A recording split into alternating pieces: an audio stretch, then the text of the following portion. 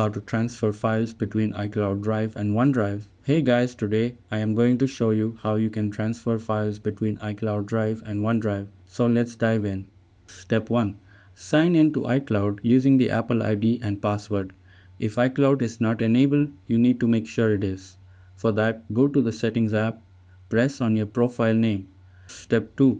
Tap on the iCloud option, scroll down a little and turn on the iCloud Drive option. Step 3. Here, you might need to go through another step. It is not compulsory and depends on the configuration of the device. You need to click the Options button and allow a particular application to keep or store its files on the iCloud Drive. Step 4. Now go to the Files application. Scroll and move to the file you want to transfer. Press and hold the file. In the drop-down box, select the Move option. Step 5. You need to go to the location where you want to transfer the file. There, click on the Move option in the top right-hand corner. The file transferring process will start right away. That's it, and thanks. I'll catch you all in the next video.